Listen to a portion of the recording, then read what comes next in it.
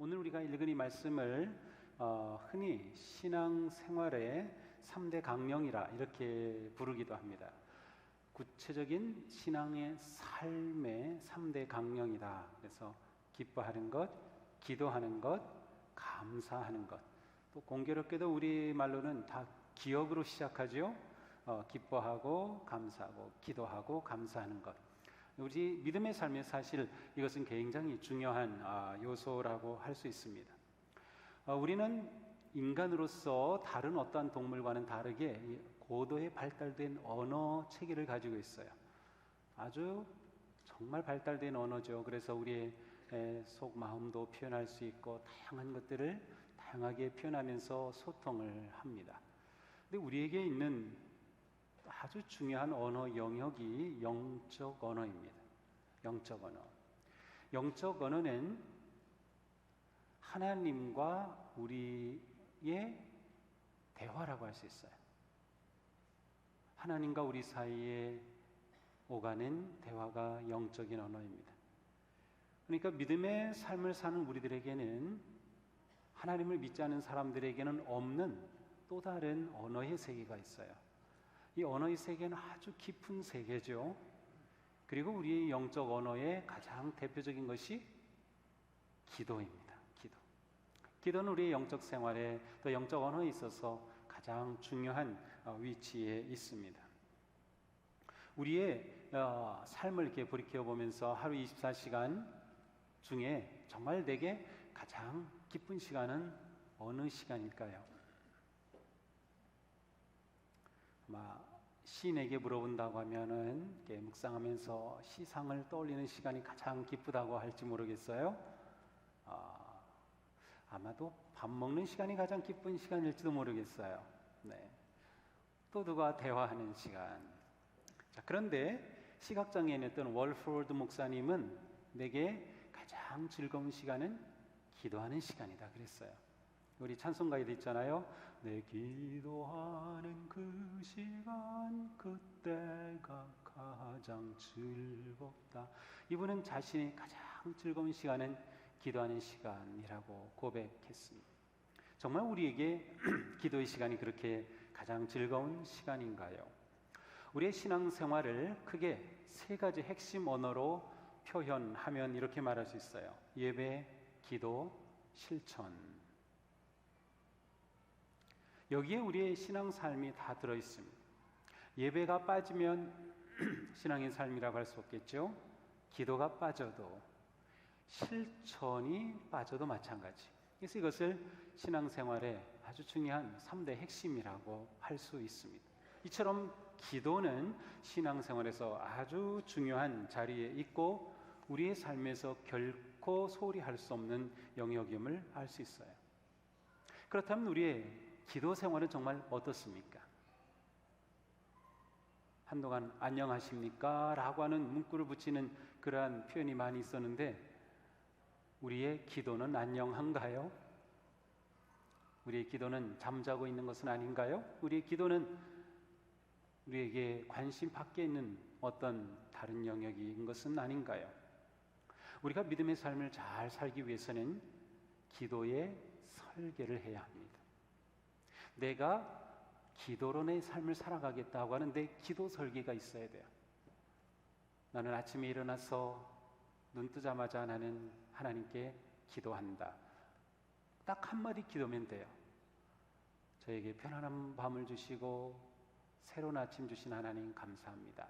뭐 굳이 일어나서 무릎 꿇고 앉아서 하지 않아도 돼요. 눈 뜨는 순간 침대에서 하나님 감사합니다. 하나님 땡큐. 하나님께 인사하는 거죠. 또 새벽 기도 하시는 분들은 하루의 첫 시간을 하나님 앞에 나와 말씀을 듣고 찬송하며 기도합니다. 자신의 기도 설계가 있어요. 기도 설계가 아주 중요하죠. 기도 설계를 통해서 우리의 신앙을 아름답게 세워갈 수 있습니다. 제가 지난주에 어느 신문을 읽다 보니까 한 종교인이 인터뷰를 한 내용이 거의 한 페이지를 다 차지하고 있었어요.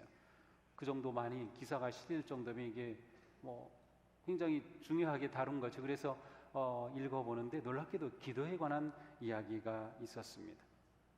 근데 그분의 얘기는 이렇습니다. 기도형 종교는 더 이상 안 먹히는 시대가 왔다. 기도형 종교는 더 이상 안 먹히는 시대다. 그래서 이제 신앙생활은 기도 생활로 할 수 없는 시대가 되었다. 그러니까 또 물어봐요. 그러면 기도가 아니면 무엇으로 해야 합니까? 명상이다. 그러니까 제가 그걸 보면서 이건 아닌데, 그래서 이분은 기도를 뭐라 생각하나 이렇게 봤어요. 근데 마침 물어봐요. 그러면 기도가 무엇인데 그렇습니까? 그러니까 이분이 대답이 그렇습니다.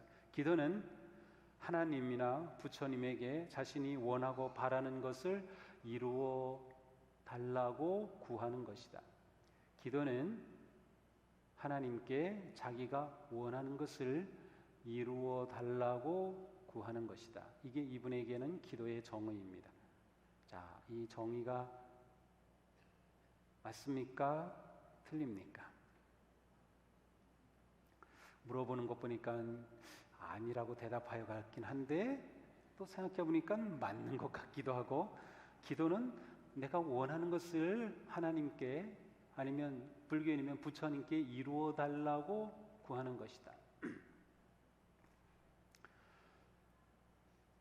맞는 말인데 틀린 말입니다. 맞는 말인데 틀린 말입니다. 오늘 우리는 기도에 대해서 좀 생각해 보려고 합니다. 지금 이 시대에는 기도가 더 이상 안 먹히는 시대가 아니고 기도가 더 필요한 시대입니다. 더 이상 기도 중심의 종교 생활이 어려운 시대가 아니라 더 기도 중심의 삶을 살아야 할 때입니다. 이분이 기도가 더 이상 먹히지 않은 시대라고 말한 이유는 이분이 기도를 정의한 바로 그 기도에 대한 정의 때문입니다. 이분의 기도는 내가 원하는 것을 하나님에게 이루어달라고 구하는 것. 이번에 해설은 그래요. 지난 50년대, 60년대 지나오면서는 기도하면 다 이루어졌다는 거예요. 그래서 경제 부흥하고 발전하고 다 이루어졌는데 이제는 더 이상 기도해도 이루어지지 않는다는 거예요. 그래서 기도는 이제 종교 생활에 중요하지 않은 영역이 되었다는 거예요.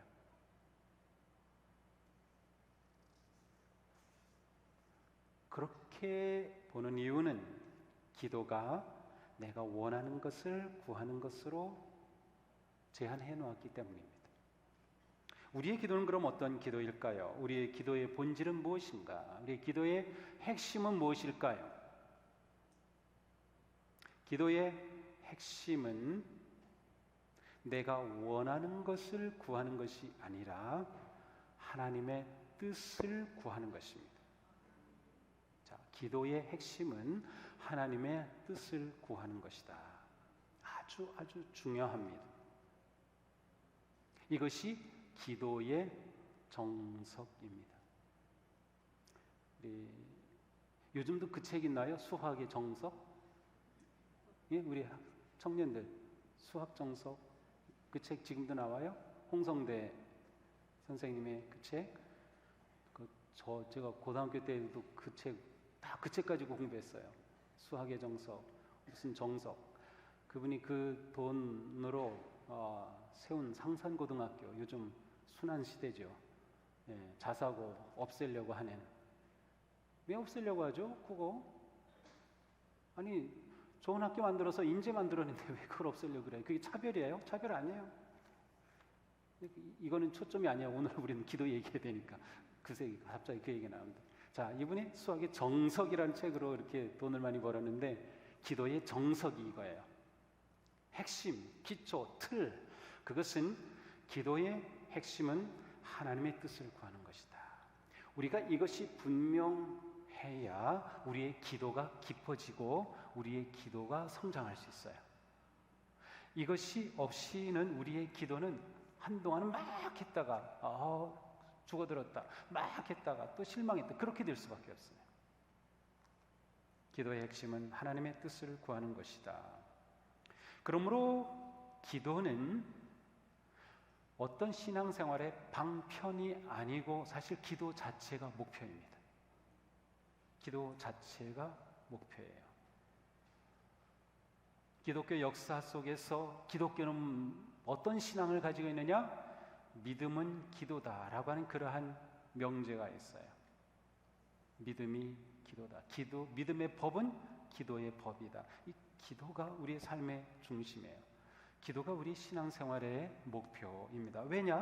하나님의 뜻을 구하는 것이기 때문에 그러한 것이죠. 참된 기도는 자기가 원하는 것, 요구하는 것, 이러한 것들을 놀랍게도 내려놓게 됩니다. 자, 처음에 우리 기도는 무엇인가를 구해요. 제가 기도는 하나님의 뜻을 구하는 것이 핵심이라고 했는데, 그렇다고 해서 내가 원하는 것을 구하는 게 틀린 것이 아니에요. 내가 원하는 것을 하나님께 구할 수 있고요. 그것도 기도의 한 부분입니다. 그래서 이게 맞지만 틀리다고 한 거예요. 우리는 하나님께 구합니다. 우리가 원하는 것을 구하죠. 그런데 우리의 기도가 우리의 기도가 나아가고 하나님과 우리가 영적인 관계가 깊어지면서 내가 이것을 구했는데 하나님의 뜻은 이것이었군요를 깨닫게 되면 내가 구하던 것을 포기하게 돼요. 이게 기도가 우리를 이끌어가는 길이에요. 또 내가 구하는 것이 하나님께서도 똑같이 원하시는 뜻이라면 놀랍게도 하나님께서는 내가 구하는 그대로 또 이루어 주시는 응답도 있어요. 그러니까 우리의 기도는 하나님과의 관계 속에서 더 중요한 것을 찾아가는 거예요. 그래서 때로는 나의 원하는 것을 포기하는 기도가 되기도 하는 것이죠.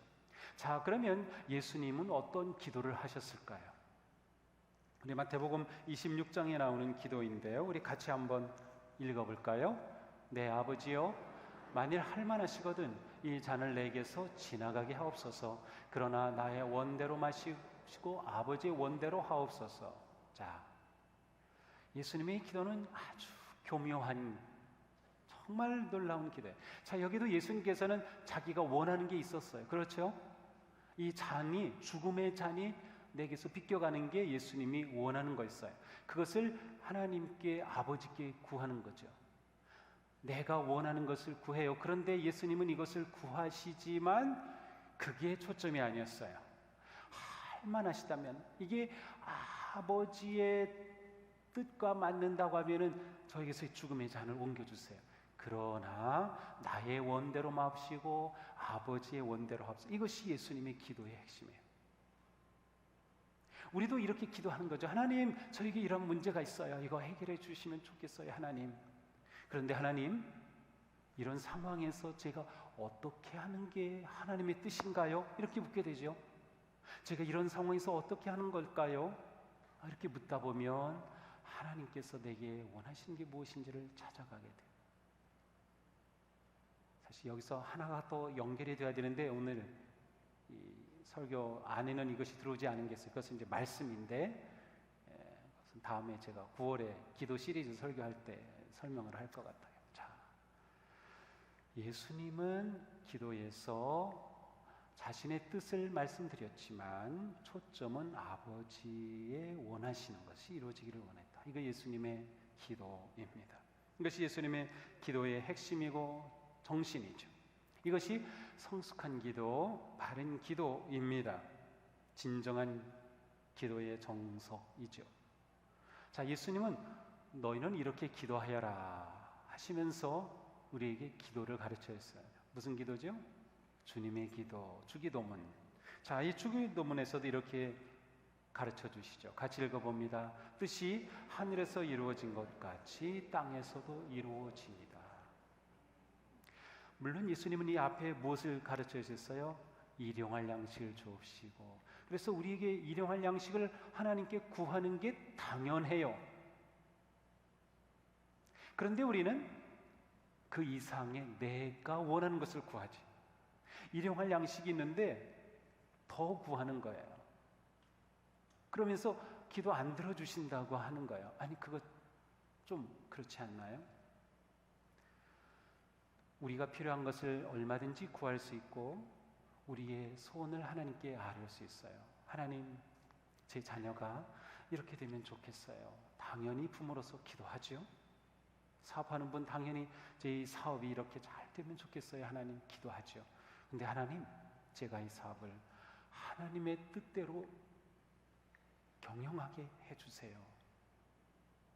하나님의 뜻이 그 사업을 통해서 놀라운 부흥과 번영의 뜻이라면 하나님께서는 경영의 지혜를 주시고 또 말씀이 우리에게 그런 것들을 가르쳐 주시지 않을까요? 자녀도 마찬가지죠. 우리에게 자녀 이런 길을 열어주세요. 근데 하나님은 나에게 부모로서 자녀에게 어떻게 하기를 원하실까요? 그러니까 우리의 구하는 것과 아버지의 뜻이 연결되기 시작하면 우리의 기도가 예수님의 기도를 닮아가게 돼요. 예수님은 일용할 양식을 구하라고 하셨음에도 불구하고 아버지의 뜻이 하늘에서처럼 여기에서도 제 삶에서 이루어지기를 구하는 기도를 가르쳐 주셨죠. 진정한 기도의 목표는 내 뜻이 아니라 하나님의 뜻이다. 그러므로 궁극적으로 우리의 기도는 하나님의 뜻에 대한 간구와 뜻에 대한 헌신과 복종으로 나아갑니다. 따라서 기도는 자아 포기와 연결이 되는 거예요. 기도를 깊이 하면 하나님의 뜻에 나를 맡기게 되는 거죠. 환자가 의사를 만나면 의사가 이렇게 몸은 지금 이런 상태입니다. 이렇게 해야 됩니다. 라고 진단해주고 처방을 해주면 그대로 따라야 하죠. 환자의 뜻은 원래는 그거 아니죠. 저는 병원 가는 게 무진장 싫어요. 다 그렇죠. 그리고 어디가 아파도 병원 가기가 싫어요. 이게 무슨 막 큰 병이라고 할 것 같아가지고 사실 그래서 가야 되는데 말이죠. 이제 올해 또 건강검진을 제가 해야 되는데 자꾸 미루고 있어요. 그거 하려면. 그런데 의사가 이렇게 해야 된다 하면 아, 그게 그렇군요 라고 순종하면 내 몸의 치유가 시작이 될 수 있는 거죠. 우리가 기도하면서 아버지의 뜻을 구하고 아버지께 내 모든 것을 내려놓고 순종하기 시작하면 하나님이 내 삶 속에 일하시는 거예요. 기도의 열매가 내 삶 가운데 맺히게 되는 것이죠. 그러므로 우리의 기도는 예수님께서 말씀하신 것처럼 마태복음 6장 31절에 무엇을 먹을까, 무엇을 마실까, 무엇을 입을까 그거 염려하지 말라. 이는 다 이방인들이 구하는 것이라. 왜 그렇습니까? 너희 하늘 아버지께서는 이 모든 것이 너희에게 있어야 할 줄을 아시느니라. 자, 우리가 원하는 것을 구해요. 그런데 하나님은 우리에게 필요한 것을 아실까요? 모르실까요? 아시죠. 알고 계셔요. 그러니까 내가 하나님께 요거 딱 구한다고 해서 하나님이 너 그거 필요했구나 그래서 주시는 게 아니란 거. 이미 우리에게 필요한 걸 알아요. 하나님은 아셔요. 그런데 하나님은 우리가 그래도 기도하기를 원하셔요. 하나님이 우리에게 필요한 걸 다 아시니까 우리는 알아서 해주시겠죠. 가만히 있는 것이 아니라 하나님은 우리가 그것을 또한 구하기를, 일용할 양식을 구하기를 원하셔요. 왜? 하나님께서는 그 기도를 통하여서 하나님의 뜻을 우리에게 보여주시기를 원하시고, 오늘 이 설교에는 들어있지 않지만 기도의 또 다른 차원, 하나님과의 대화예요. 하나님은 우리와 소통하기를 원하시기 때문에 그래요. 부모는 자녀와 소통하기를 원해요.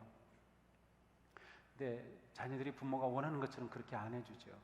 저도 굉장히 많이 참아요. 아니, 아이들에게 이렇게 뭐 가족 카톡방에 뭐 이렇게 올리면 하다못해 네라고 한마디라도 딱 올려주면 좋겠어. 답이 없어. 답이 없어. 문자를 씹어요. 감히 아버지 문자를 씹어요. 아들들이. 근데 처음에는 제가 야 어쩌면 이럴까 그런데 그거 뭐 고민해봤자 소용없어요. 그건 우리 아들들의 성격이 그런 거예요. 그냥 뭐 급하지 않으니까 아버지가 잘 계시구나 그렇게 생각하는 것 같아요. 하나님은 자녀인 우리가 하나님께 반응하기를 원하시는 거예요. 우리에게 필요한 것을 가지고 나아가게. 하나님은 우리가 찾아오는 것을 원하셔요. 자, 다 알고 계신 하나님이시죠. 그러므로 뭐라고 말씀하셔요? 너희는 먼저 그의 나라와 그의 의를 구하라. 너희는 먼저 그의 나라와 그의 의를 구하라 하시잖아요. 먼저 우리가 구할 것의 초점은 하나님의 뜻, 하나님의 나라. 그리하면 이 모든 것을 너희에게 더해 주시리라. 이미 알고 계신 하나님께서는 우리가 하나님께 나오고 하나님과 관계 맺고 하나님과 소통하고 하나님께 우리의 마음을 쏟을 때 아버지는 너무 기뻐하시면서 그래, 내가 필요한 게 이거 알지. 모든 것을 더해 주신다. 우리는 이러한 하나님을 예배하고 섬기는 것이에요. 그러므로 우리는 기도할 때 하나님께 모든 것을 다 맡길 수 있어요. 참된 기도는 나를 내려놓고 하나님을 의지하는 기도다. 하나님을 의지할 수 있어요. 왜? 그분은 내 필요한 것을 다 아시니까. 그러니까 우리는 기도할 때마다 이런 믿음으로 기도하는 거예요. 하나님, 제 필요한 거 다 아시는 하나님이시죠? 그래서 저는 하나님을 의지합니다. 저는 기도함으로 하나님을 의지합니다. 전적으로 하나님을 의지하게 되는 거죠. 이렇게 될 때 하나님과 우리의 사이에 영혼의 언어, 영적인 언어가 소통되면 우리의 영이 열려져요. 그래서 마치 기도는 우리의 영혼의 창과 같아요. 감옥에 있어도 그곳에 창이 있다고 하면 창을 통하여 하늘을 볼 수 있고 바깥에 꽃을 볼 수 있고 밤에 별을 볼 수 있어요. 희망할 수가 있어요. 좋은 감옥은 지하 감옥이 아니고 땅 위에 창문이 있는 감옥이어야 돼요. 모든 감옥은 그렇게 만들어야 돼요. 그 안에 갇혀 있지만 삶의 희망을 줘야 되는 거죠. 우리가 감옥 같은 세상에서 살고 있지만 우리의 기도에 창이 있다면 우리는 희망이 있고 우리는 바라볼 수 있고 우리는 숨을 쉴 수 있는 거예요. 우리에게 기도는 그처럼 중요하죠. 그러니까 우리에게 기도가 이렇게 중요할 정도로 우리는 기도의 삶을 계속 살아야 돼요. 그래서 쉬지 말고 기도하는 거예요. 쉬지 말고. 우리의 삶 존재 자체가 기도의 존재로 살아가는 삶이 되는 것이죠. 우리를 향한 하나님의 뜻을 알게 될 때 우리는 그 하나님을 전적으로 의지할 수 있습니다. 옛날 이화여대 총장이셨던 김환란 박사, 그분이 호흡곤란으로 고생하시다 별세하셨는데 이 호흡곤란 중에 그분의 한 설교 제목이 기도가 호흡이다 라는 설교를 했어요. 이게 얼마나 감동해요. 숨을 잘 쉴 게 얼마나 이게 행복한 건지 우리는 숨을 그냥 잘 쉬니까 모르죠. 어제도 제가 어머님 뵈러 갔는데 숨을 계속 내쉬어요. 평생이 심장 판막이 안 좋으셔서 숨을 후련하게 이렇게 쉬어보지 못하신 분이에요. 숨 편히 쉬는 게 얼마나 행복한지 몰라요. 우리의 영이 기도로 호흡이 되면 우리의 영이 건강하고 행복해져요. 기도는 우리의 영혼의 호흡과 같다. 우리는 이 호흡을 통하여 하나님과 교제하며 하나님의 뜻을 알아가게 되는 것이죠. 자, 여기서 우리가 마지막 하나 짚어야 할 것은 기도와 삶, 기도와 행동입니다. 행동 없는 기도는 이 부도난 수표와 같아요. 아무리 수표가 10,000,000원짜리면 못해요. 부도난 건 쓸모가 없어요. 행동이 따르지 않은 기도는 열매가 없는 기도예요. 우리가 이 부분을 정말 진지하게 생각해야 돼요. 내가 기도하는 사람이다 라고 하면 나는 동시에 행동하는 사람이다 라고 하는 것이 당연히 따라와야 됩니다. 기도는 기피하고 많이 하는데 삶이 없다 그러면 그 기도는 죽은 기도입니다. 기도와 행동은 하나입니다. 행동 없는 기도가 우리의 가장 큰 문제입니다. 자, 다시 처음으로 돌아가서 우리의 기도가 단지 내가 원하는 것을 구하여서 이루어지는 것, 그게 우리의 기도의 전부라고 하면 우리는 행동할 일이 하나도 없어요. 왜? 내가 기도한 대로 이루어 주기를 기다리기만 하면 되니까. 그러나 우리의 기도는 아버지의 뜻을 찾는 기도, 아버지의 뜻이 우리에게 드러나는 기도, 아버지의 나라가 우리 가운데 이루어지는 기도이기 때문에 우리가 기도를 했다고 하면 행동하지 않을 수 없어요. 순종하지 않을 수 없는 거죠. 아버지의 인도하심과 아버지의 뜻에 따라 살아갈 수밖에 없어요. 따라서 기도와 행동은 연결되어 있다. 그러므로 내가 기도한 것대로 살아갈 수 있다면, 내가 하나님께 기도한 약속대로 살아가고, 내가 하나님께 기도한 그 마음으로 그렇게 살아간다면 우리의 삶은 훨씬 달라질 겁니다. 기도와 행동이 연결되어야 한다. 기도는 삶이며 행동입니다. 그러므로 세상은 사실 우리가 기도할 때 두려워해요. 기도하면 행동하기 때문이죠. 옛날 독일이 동서로 분열되어 있었지만 통독이 될 때 어디서부터 시작이 됐어요? 그리스도인들이 촛불을 들고 시작한 기도로부터 통일이 시작이 됐어요. 놀라운 일이에요. 기도는 엄청난 능력입니다. 그러니까 우리가 기도를 열심히 하면 우리는 그만큼 능력 있는 삶을 살아갈 수 있게 되는 것이죠. 저는 우리 가운데서 기도의 소리가 더욱 높아지기를 원합니다. 그럼 우리의 믿음의 삶도 더욱 강력하게 나아갈 것입니다. 기도하는 시간이 우리에게 가장 기쁜 시간이 되기를 원합니다. 내 기도하는 그 시간 가장 즐겁다라고 고백할 수 있는 기도의 삶으로 헌신할 수 있기를 축복합니다. 우리에게 겨자씨할 만한 믿음이라도 있다면 우리는 그 믿음으로 기도할 때 우리 안에 이루시는 하나님의 위대한 능력을 경험하게 될 것입니다.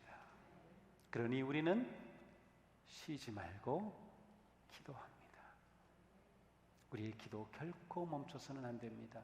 내 일상이 늘 하나님 앞에 기도하는 마음으로 살아가는 그런 거룩하고 복된 기도하는 주님의 제자가 되기를 축복합니다.